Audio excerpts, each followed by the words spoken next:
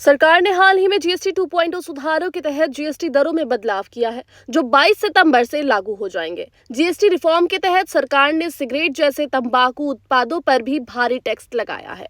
बता दें कि अब सिगरेट, गुटखा, पान मसाला और दूसरे तंबाकू से जुड़े उत्पादों पर जीएसटी का स्लैब बढ़ाकर 40% कर दिया गया है। इससे पहले सिगरेट पर 28% जीएसटी लगता था, जबकि शराब पर जीएसटी बिल्कुल नहीं लगता है।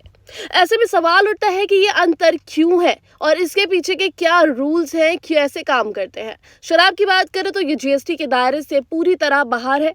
इसका मतलब ये है कि शराब पर जीएसटी नहीं लगाया जाता है, इसे जीएसटी कानून से अलग रखा गया है।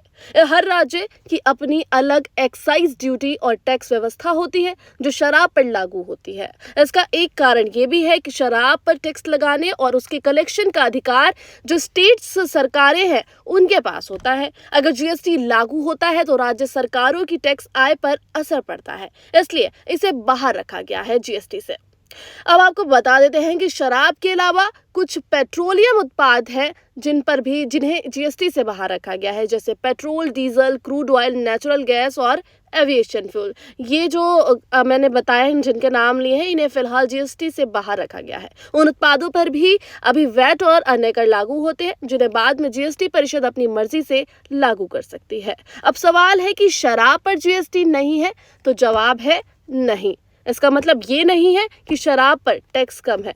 रियलिटी में कई स्टेट्स में शराब पर भारी एक्साइज ड्यूटी लगाई जाती है, जो सरकार की आमदनी का बड़ा हिस्सा होती है। बस फर्क इतना है कि ये टैक्स जीएसटी के बजाय राज्य सरकार के पुराने नियमों के तहत लगाया जाता है। तो अब जैसा कि हमने बताया, अब सिगरेट्स पर 40% का जीएसटी लगेगा, जो कि पहले 28% था।